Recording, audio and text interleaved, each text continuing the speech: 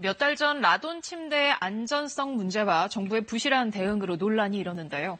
그런데 이미 5년 전에 원자력 안전기술원이 문제가 된 제품을 납품한 업체를 현장 조사했던 것으로 드러났습니다. 하지만 당시 별다른 조치를 취하지 않았는데요. 그때 제대로 처리했다면 라돈 침대 사태 막을 수 있지 않았을까요?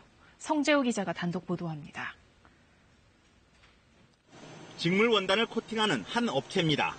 이 업체는 2010년부터 침대 매트리스 속커버로 쓰이는 카페트에 핵 원료 물질인 모나자이트 가루를 코팅해 대진 침대에 납품해왔습니다. 수거된 대진 침대의 속커버 상당 부분이 이 업체의 제품입니다.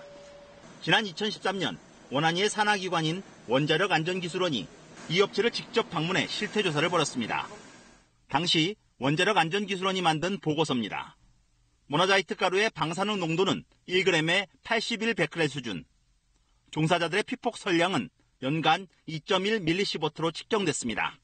일반인 허용 기준의 2배가 넘지만 별다른 조처는 없었습니다. 조사 자체에 대한 문제점도 제기되고 있습니다.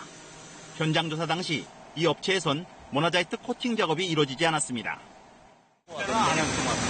안 했죠. 그거는 우리가 자주 한 게 아니라 한 달에 한 번, 많이야 한 번 정도 했었죠.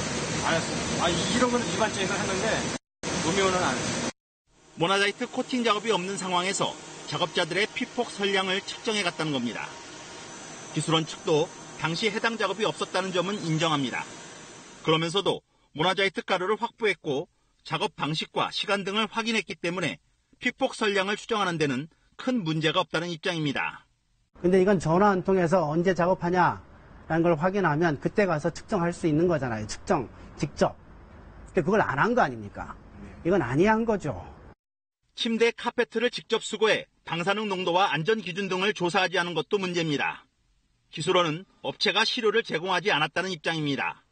하지만 업체 이야기는 다릅니다. 당일 작업이 없어 시료 자체가 없었다고 설명합니다. 뭐 시료 채취 달라고 그러지 않나요? 시료가 없었으니까. 예? 없었으니까 시료. 아니 그 도포한 천도 없었어요? 천을 여기 담을 필요가 없는 거죠.